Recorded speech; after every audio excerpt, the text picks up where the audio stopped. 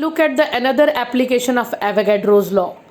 With the help of Avogadro's law, we are able to derive the relationship between vapor density and molar mass of a gas.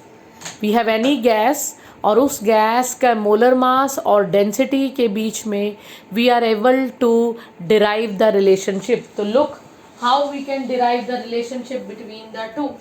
So you can see it here. Vapor density, it is the ratio of mass of certain volume of gas divided by mass of same volume of hydrogen gas. ठीक है, तो जो vapour density होती है वो होता है mass of certain volume of gas divided by mass of same volume of hydrogen. Now vapour density हमने एवोगैड्रोस लॉ पढ़ा. Certain volume of gas contain same number of molecules. So we are taking the same volume of gas and hydrogen gas. So suppose in that volume there are n molecules of the gas. So it will be divided by mass of n molecules of hydrogen. बस हमने volume की जगह molecule ले लिया क्योंकि Avogadro law कहता है same volume of any gas contain same number of molecules. तो हमने वॉल्यूम गैस का और हाइड्रोजन का सेम लिया था तो मॉलिक्यूल भी सेम ले लिए. अब वेपर डेंसिटी हमने n की जगह वैल्यू पुट कर दी 1. मास ऑफ 1 मॉलिक्यूल ऑफ गैस, तो जो एक मॉलिक्यूल का गैस का मास है जिसे आप मॉलिक्यूलर मास कहते हैं उसी को अगर ग्राम में एक्सप्रेस करें तो उसे मोलर मास कहते हैं. So mass of 1 molecule of gas is known as molar mass and mass of 1 molecule of hydrogen it is 2 क्योंकि हाइड्रोजन के एक मॉलिक्यूल में 2 एटम्स होते हैं. So mass of 1 molecule of hydrogen is 2. तो यहां मैंने लिख दिया vapour density is equal to molar mass divided by 2. So यहां से मोलर मास किसके बराबर हो गया? Vapour density into 2. So in this way we are able to derive the relationship between vapour density and the molar mass of the gas. So this is the relationship, and that's all with the topic Avogadro law and its application. So now I'm going to tell you what is what are atoms, what is molecule, and what do you mean by atomic mass and what do you mean by molecular mass. No doubt this thing you have studied in your junior classes also. So it is mere repetition. ये repetition है जो मैं अगला आपको बताने जा रही हूँ, but this topic is present in your book, so you should be able to define that topic. तो next is atoms किसे कहते हैं? तो आप सभी को पता है atom is the smallest particle of element. Smallest part of element. जो एटम है वो किसी भी एलिमेंट का स्मॉलेस्ट पार्ट होता है जिसकी इंडिपेंडेंट एग्जिस्टेंस नहीं है. It does not exist independently. तो ये अपने आप इंडिपेंडेंटली एग्जिस्ट नहीं कर सकता है. तो इट मे और may not have independent existence. Only atoms of noble gases has independent existence. तो इसकी मे और may not have independent existence. तो एटम्स हम उन्हें कहते हैं जो खुद एग्जिस्ट कर सकते हैं या नहीं भी कर सकते हैं. ठीक है, तो उनकी इंडिपेंडेंट एग्जिस्टेंस नहीं होती है, सिर्फ नोबल गैसेस के केसेस में होती है. और मॉलिक्यूल जो है वो किसी भी कंपाउंड का छोटा पार्ट है. It is the smallest part of a compound.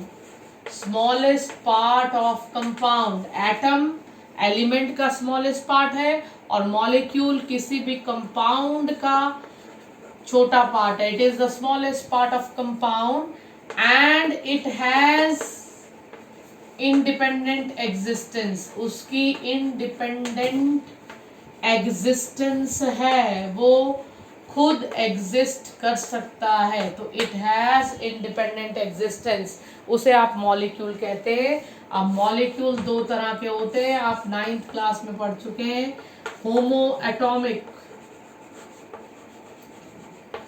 होमोएटॉमिक molecules and second is heteroatomic molecules. Homoatomic molecules and heteroatomic molecules. 2 तरह के मॉलिक्यूल्स होते हैं. होमोएटॉमिक मॉलिक्यूल आप उसे कहते हैं which is made up of same atoms.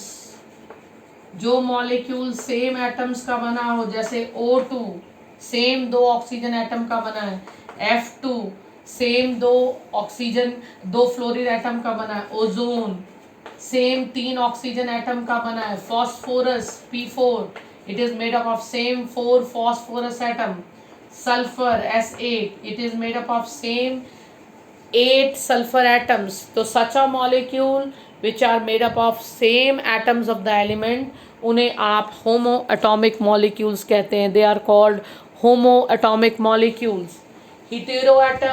heteroatomic molecules उन्हें कहते हैं which are made up of different atoms. For example, carbon dioxide एक हेटेरोटॉमिक मॉलिक्यूल है. It is made up of 1 carbon atom and 2 oxygen atoms. तो एक carbon atom का बना है और 2 ऑक्सीजन एटम का बना है. Similarly water is an example of heteroatomic molecule. It is made up of 2 hydrogen atoms and 1 oxygen atom. तो ऐसे मॉलिक्यूल जो डिफरेंट एटम्स के बने हों उन्हें हेटेरोटॉमिक मॉलिक्यूल्स कहते हैं, और जो सेम एटम्स के बने हुए हों उन्हें होमोएटॉमिक मॉलिक्यूल्स कहते हैं. So these are homoatomic and heteroatomic molecules. Now next is what is atomic mass. Atomic mass और मॉलिक्यूलर मास क्या होता है. तो आप ये सब चीजें 10th में पढ़ चुके हैं, ये मेयर रिपीटेशन है. एटॉमिक मास जिसे आप AMU या फिर U में एक्सप्रेस करते हैं, यूनिफाइड मास या एटॉमिक मास यूनिट में एक्सप्रेस करते हैं. तो एटॉमिक मास होता है mass of atom. It is the mass of atom in comparison to 1/12 of mass of carbon atom. एक एटम का मास जब आप 1/12 of mass of carbon atom के साथ कंपेयर करते हैं तो उस सब्सटेंस का जो मास आता है उसे आप एटॉमिक मास कहते हैं. एटॉमिक मास AMU या U में एक्सप्रेस होता है. जैसे अब ये 1/10 ऑफ, ये जो क्वांटिटी है 1/12 of mass of 1 carbon atom, इस क्वांटिटी को आप एटॉमिक मास यूनिट कहते हैं. एटॉमिक मास यूनिट जिसे आप AMU या फिर यूनिफाइड मास U से इंडिकेट करते हैं. तो the quantity which is equal to 1/12 of mass of 1 carbon atom उसे आप एटॉमिक मास यूनिट कहते हैं. तो उस एटॉमिक मास यूनिट के मुकाबले कोई एटम कितना भारी है वो उस एटम का एटॉमिक मास कहलाता है. जैसे कार्बन का एटॉमिक मास है 12U, ऑक्सीजन का एटॉमिक मास है 16U, हाइड्रोजन का एटॉमिक मास है 1U. ठीक है. इसी तरह से सोडियम का एटॉमिक मास है 23U. तो मतलब carbon is 12 time heavier than 1 AMU. Oxygen is 16 time heavier than 1 AMU.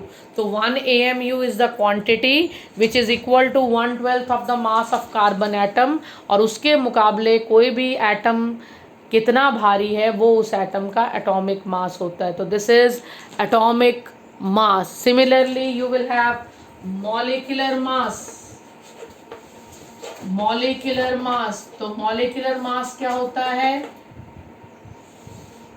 Atom के अंदर जितने भी मॉलिक्यूल्स होते हैं उनका जब आप एटॉमिक मास सम कर देते हो तो that is called molecular mass.